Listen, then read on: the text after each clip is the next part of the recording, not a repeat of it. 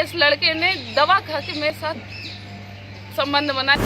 गाइनों को दिखाया तो गाइनों ने बताया इसको इस तरीके से है कि जैसे कि इसके साथ गैंगरेप हुआ हो, इस तरह से इसकी बॉडी पूरी उसी से इन्फेक्शन फैल गया पूरा।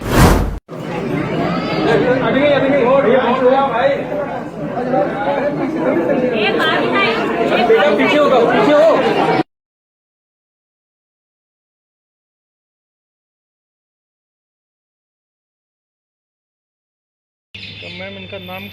नंद की शादी हुई थी, माँ बाप नहीं है, सास ससुर नहीं है हमारे, हम ही लोग ने शादी की। तो बिट्टी की जब शादी 3 फरवरी की शादी थी और 4 की विदा थी। ये लोग 4 को विदा होके गए हैं। तब फोटोज़ वगैरह भी आप देख लो, बिल्कुल स्वस्थ लड़की गई है, सब कुछ सही रहा है। हमें 7 तारीख को हम लोग कानपुर शादी में अटेंड करने जा रहे थे, हस्बैंड और मैं और बिटिया मेरी। तो इन लोग का फ़ोन आया कि 11 बजे 10 साढ़े 10 बजे के लगभग फ़ोन आया कि कह रहे हैं कि आपने ये बताइए कौन सी बीमारी छुपा के शादी कर दी है। हमने कहा आपने शुरुआत से देखा सुना उसको कभी बुखार तक नहीं आया है और आप कह रहे हैं बीमारी। बोली नहीं, वो देखो वो पलटी कर रही है। हमने कहा हो सकता है, हमने ऐसा नहीं सोचा कि कुछ बड़ी बात है, हमने सोचा शायद सर्दी अर्दी लग गई हो। तो इन्होंने स्वयं नहीं दिखाया वहाँ पे कि स्वयं गए हो, स्वयं इनको एडमिट कराना चाहिए, हमको फ़ोन करके भेज रहे हैं।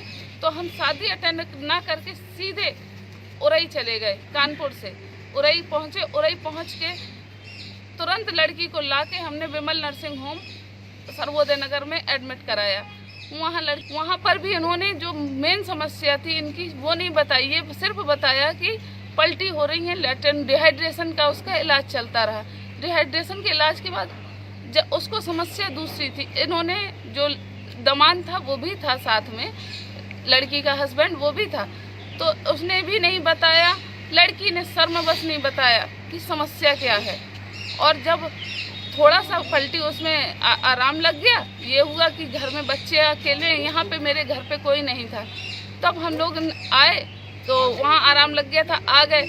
ये हुआ कि जो दवा है यहाँ देते जाएंगे, उन्हीं के प्रिस्क्रिप्शन के थ्रू उन्होंने दवा पूरी दी कि आप तीन खुराक दवा थी, आप आराम लग जाएगा।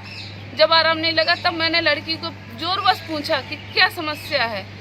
तब उसने हमको रियल समस्या कि इस लड़के ने दवा खा के मेरे साथ संबंध बनाए, जिस कारण वो गाइनों को दिखाया तो गाइनों ने बताया इसको इस तरीके से है कि जैसे कि इसके साथ गैंगरेप हुआ हो, इस तरह से इसकी बॉडी पूरी उसी से इन्फेक्शन फैल गया पूरा। क्या आपने थाने में वहाँ तहरीर दी या कुछ किया?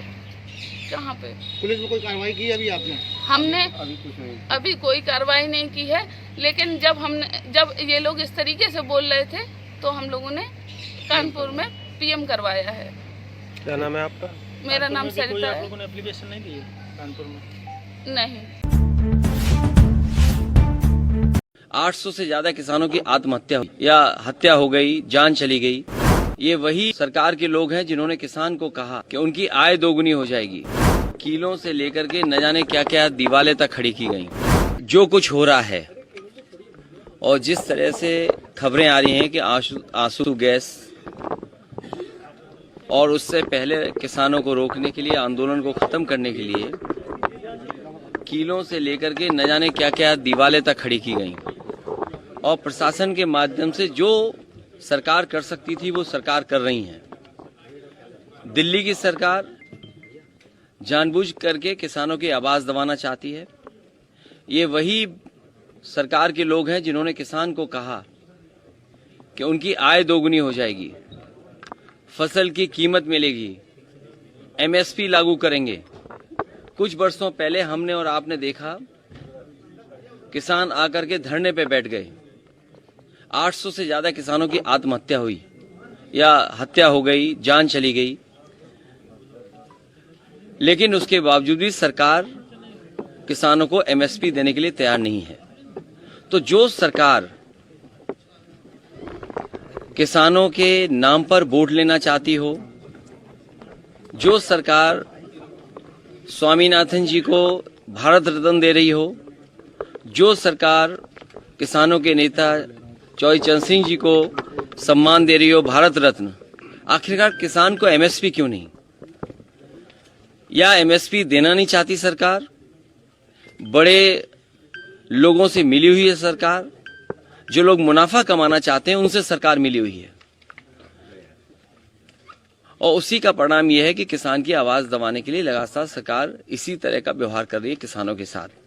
आने वाले चुनाव में जो 2024 को होने जा रहा है, देश की जनता भारतीय जनता पार्टी को हटा। 10,000 के ऊपर नहीं कुछ सैलरी है, बताइए। कहते हैं 16-17 हज़ार रुपये सैलरी, 18,000 मतलब ओवर टाइम करोगे तो 16-17 हज़ार पड़ जाएगी 18। तो ये सब मतलब इससे किसी को मतलब कोई भी काम मतलब अच्छा नहीं लगा। 5-6 हज़ार रुपये रूम मतलब मांग रहे रूम वाले किराया।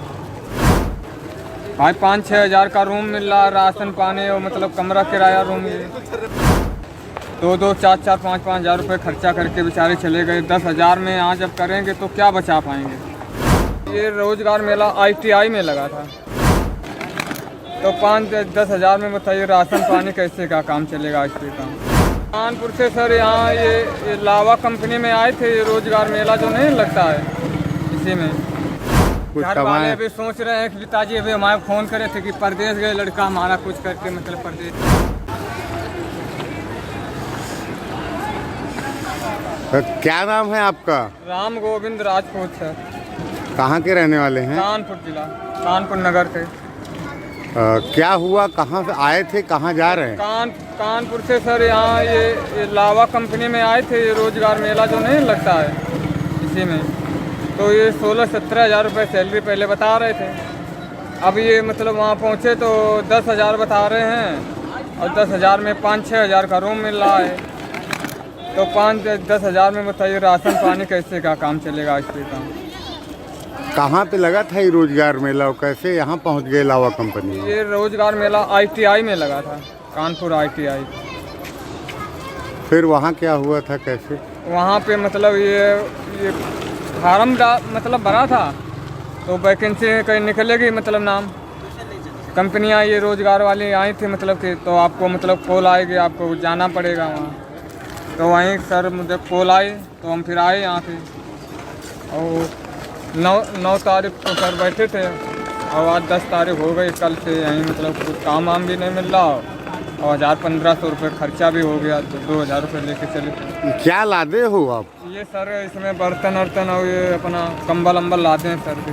पूरी तैयारी के साथ? तैयारी करके साथ, पूरी तैयारी के साथ में आए थे।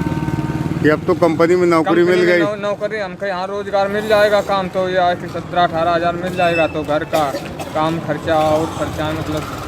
कितनी पढ़ाई लिखाई किए हो? सर BSc फाइनल करे हैं।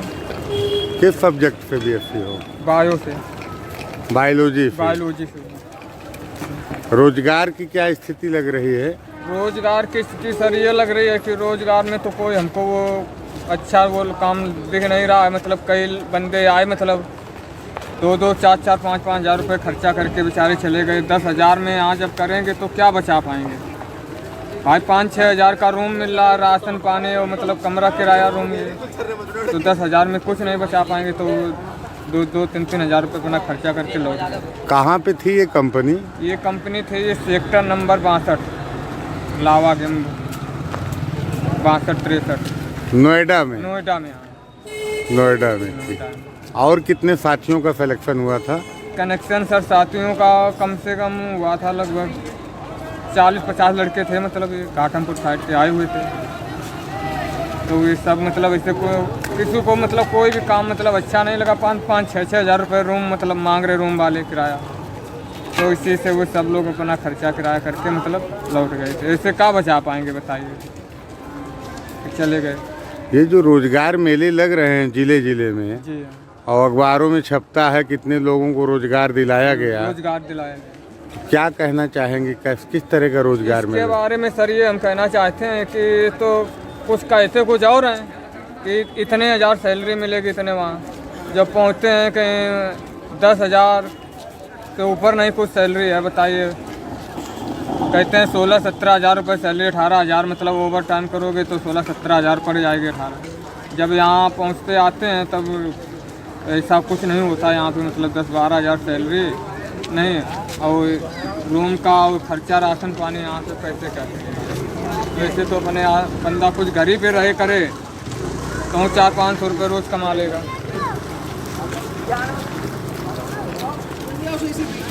पूरा नाम बताइए, पता कहाँ है, कहाँ घर है, सब कुछ बताइए। पूरा नाम राम गोविंद राजपूत, ग्राम लोधनपुरवा, बिल्लौर, कानपुर नगर। कानपुर। तो मम्मी तुम्हारी गृहस्थी बांध के दी थी, बर्तन कंबल सब कुछ? ये सब, हाँ, हमारी मम्मी सब गृहस्थी बांध की। सर्दी का मौसम था तो ये अपना के बर्तन वर्तन, वहाँ पे मतलब इतना पैसा नहीं था सर, तो वहाँ पे मतलब कि राशन पानी मतलब अपना ले लेना, अगर काम अच्छा लगे, भाई बढ़िया मतलब काम लगे तो मतलब अगर 16-17 हज़ार सैलरी गिरे तो करना।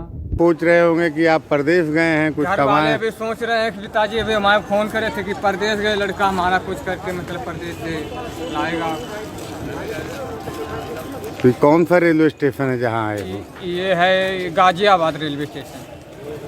कितना पैसा खर्चा हो गया? खर्चा सर लगभग 1000-1200 रुपये खर्चा हो गया था। 1200 रुपये कानपुर पे आने में, यहाँ भटकने में। आने खाने। और जो रोजगार मेले में गए थे उसमें भी कुछ लगा होगा 150? उसमें तो खर्चा कुछ नहीं लगा था, उसमें तो यही है कि कागज़ पत्तर जो कुछ लगे थे 150 रुपये खर्चा, और उसका कुछ खर्चा नहीं। क्या कहना चाहेंगे? उत्तर प्रदेश में रोजगार मेले लग रहे हैं, रोजगार की लंबी लंबी बातें हो रही हैं। रोजगार के बारे में हम ये सर कहना चाहते हैं कि मतलब कि कहते हैं कि काम मतलब 17-18 हज़ार रुपये सैलरी, ऐसा कहीं कुछ काम कहीं कुछ नहीं मिल रहा है, ना नौकरी मिल रही है, ना रोजगार मिल रहा है। गरीब आदमी है, अपना एक खा कमा जो कुछ बेचारा रहा है, कैसे क्या मतलब ये। अरे उत्तर प्रदेश में योगी की सरकार है, सेंट्रल में मोदी की है, सब कहते हैं डबल इंजन की सरकार है, बड़ी मौज है, रामराज आ गया है।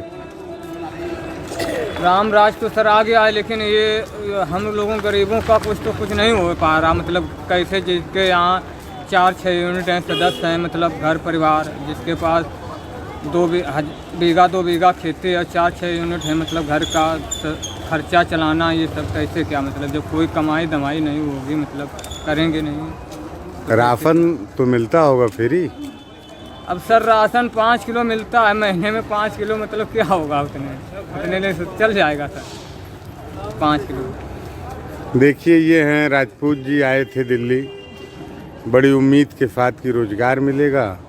इनकी माता जी ने गृहस्थी भी बांध दी थी, कंबल बर्तन सब कुछ, लेकिन जब वहाँ कंपनी में पहुँचे तो कंपनी वाले ने कहा कि 10,000 रुपया हर महीना मिलेगा। लेकिन जब रोजगार मेला लगा था तो उस वक्त ये दावा किया गया, बताया गया कि 16,000 रुपया मिलेगा।